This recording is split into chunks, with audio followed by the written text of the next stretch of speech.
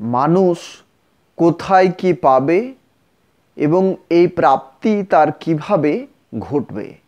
তাহলে মানুষ যা চায় সেই চাওয়ার উৎস কোথায় সেটা আগে আমাদের নির্ণয় করতে হবে। তাহলে চাওয়ার উৎস কি? মানুষ চাইছে তার নিজের ভেতর থেকে, অর্থাৎ মানুষের যা কিছু চাওয়া পাওয়া তার উৎস কিন্তু সে নিজে। তাহলে মানুষকে প্রথমেই যেখান থেকে চাওয়া শুরু হচ্ছে সেই জায়গাতে গিয়ে পৌঁছতে হয়। মানুষের সমস্ত কিছু চাওয়া তার নিজের কাছ থেকে শুরু হয় এবং তার এই প্রাপ্তি সাধনের ক্ষেত্রে বা পাওয়ার ক্ষেত্রে দায়িত্ব তারই নিজের থাকা উচিত। কিন্তু মানুষ সেটা করছে না। কেন করছে না? এর কারণ হচ্ছে কি, মানুষ এটা করতে পারছে না তার কারণ মানুষ নিজে বুঝে উঠতে পারছে না তার যে আকাঙ্ক্ষা বা আশা বা চাওয়া এগুলো কোত্থেকে জন্মাচ্ছে এবং এগুলোর নিবৃত্তি বা এগুলোর শেষ বা এগুলোর প্রাপ্তি কোথায় ঘটবে এই সম্পর্কে সঠিক ধারণা মানুষের নেই। মানুষ যখন কোনো কাজ করে এবং কাজ করে যখন সে ব্যর্থ হচ্ছে বা কোনো কিছু পাওয়ার জন্য চেষ্টা করছে, দিয়ে কাজ করতে গিয়ে যখন দেখছে যে তার অপ্রাপ্তি ঘটেছে, সে পায়নি কিছু, তখন সে পরিবেশ, পরিবার, পরিজন, সমাজ, বিশ্ব, বিশ্বপিতা, পরিস্থিতি, ভাগ্য, পথ, সুযোগ সুবিধা সমস্ত কিছুকে দায়ী করে, শুধুমাত্র নিজেকে দায়ী করে না। এর কারণ কি? এর কারণ হচ্ছে মানুষ জানে যে সে ঠিক এবং জগতের সমস্ত কিছু তার বিপক্ষে রয়েছে। এই ভাবনা থেকেই সে সমস্ত কিছুর উপর দায় দায়িত্ব সে অর্পণ করে এবং সে জানে সে নির্দোষ। কিন্তু না, একটা মানুষ নিজে যা আশা করে সেই আশা পূরণের ক্ষমতা তার নিজেরই থাকা উচিত। সেই আশা পূরণের দায়িত্ব তাকে নিজেকেই নিতে হয়। যদি সেই দায়িত্ব অন্যের উপর থাকে তাহলে কখনোই অন্য মানুষ তার আশা পূরণ করতে পারে না।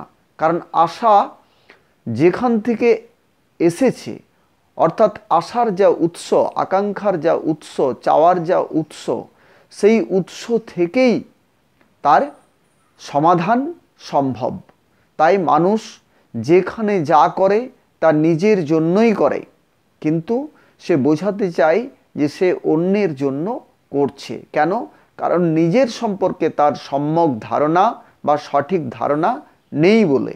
মানুষের যে বিজ্ঞানময় কোষ রয়েছে, এই বিজ্ঞানময় কোষকে মানুষ যদি সচল করতে পারে তাহলে মানুষ তখন নিজের স্বভাবকে বুঝতে পারে, মানুষ তখন নিজের স্বরূপকে বুঝতে পারে, মানুষ তখন তার যে চৈতন্যের অসীম শক্তি, অসীম প্রভাব, চিৎশক্তির যে অনন্ত অনির্ণেয় যে শক্তি, সেই শক্তি যখন সে উপলব্ধি করতে পারে তখন সে বুঝতে পারে তার চাওয়া কি, আশা কি, আকাঙ্ক্ষার উৎস কি। তখনই সে সহজেই বুঝতে পারে তার আশা পূরণের শক্তি তার নিজের ভেতরেই রয়েছে, তার আকাঙ্ক্ষা পূরণের শক্তি তার নিজের ভেতরেই রয়েছে, তার সমস্ত চাওয়ার প্রাপ্তি সাধন করার শক্তি তার নিজের মধ্যে রয়েছে।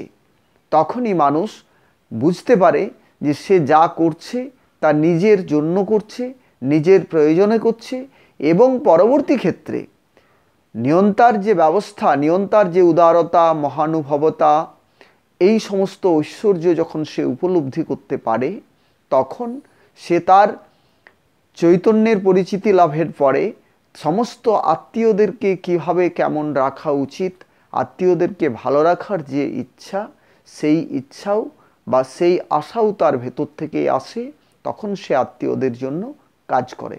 অর্থাৎ সমস্ত প্রাণীর সঙ্গে তার যে আত্মীয়তার ভাব রয়েছে, সমস্ত জীবের সঙ্গে তার যে আত্মীয়তার ভাব রয়েছে বা আত্মীয়তার সম্বন্ধ রয়েছে, এই সম্বন্ধ তখন সে সঠিকভাবে উপলব্ধি করতে পারে।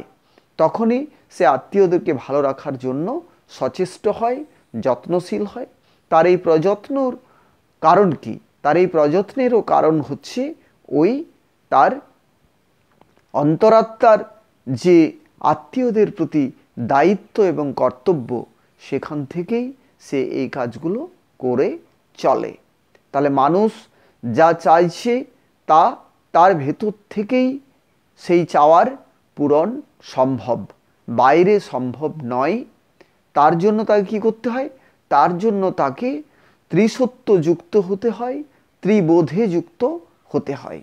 মানুষ যদি ত্রিসত্য বোধে যুক্ত হয় তাহলে অতি সহজেই তার আশা আকাঙ্ক্ষার নিবৃত্তি ঘটবে। কেন? সে সমস্ত উৎসে পৌঁছতে পারবে এবং সে উৎসে পৌঁছলেই অতি সহজেই মুহূর্তের মধ্যেই তার সমস্ত সংশয় সন্দেহ দূরীভূত হয় এবং সমস্ত আশা আকাঙ্ক্ষা নিবৃত্তির যে ব্যবস্থা তার ভেতরে রয়েছে, অতি সহজেই সে নিজেকে সংযত করতে পারে, নিবৃত্ত করতে পারে এবং তার সমস্ত যে চাওয়া, তার চাওয়ার যে যোগ্যতা, মানে সে যতটুকু চাওয়ার যোগ্য ততটুকুই সে তখন চাইতে পারে। এর বেশিও চায় না, কমও চায় না। কেন? সেখানেই রয়েছে তার বোধ, সেখানেই রয়েছে তার সংযম এবং সম্যক বোধের দ্বারাই তার যে বিচার শক্তি জন্মায়, সেই বিচার শক্তির দ্বারা সে সহজেই বিচার করতে পারে তার এই চাওয়ার যে সীমিত প্রভাব বা চাওয়ার যে সীমাবদ্ধতা নিজের ভেতরে রয়েছে, তার এই সীমারেখাকে সে উপলব্ধি করতে পারে। তাই মানুষ যা চায় তা তার নিজেরই পূরণ করা উচিত। অন্যের কাছ থেকে তার প্রাপ্তি সাধন সম্ভব বা অন্য কেউ অন্য কোনোভাবে কোনো উপায়ে পূরণ করে দেবে, এই ভাবনায় তার জীবনে অপ্রাপ্তি, দুঃখ, যন্ত্রণা, কষ্ট, অভাব ইত্যাদি এনে দিতে পারে, কিন্তু কখনোই তার সমাধান ঘটাতে পারে না। তাহলে মানুষ যা আশা করবে সেই আশা পূরণ তাকে নিজেকেই করতে হবে, তার দায়িত্ব তাকেই নিতে হবে। তাহলে অতি সহজেই সে তার আশাকে পূরণ করতে পারবে। পরিবেশ, পরিজন, পরিস্থিতি, সমাজ, সুযোগ, ভাগ্য, ঈশ্বর ইত্যাদি তাকে কখনোই তার আশা পূরণে সাহায্য করতে পারে না। তাকে নিজেকেই এই সাহায্য করতে হয়।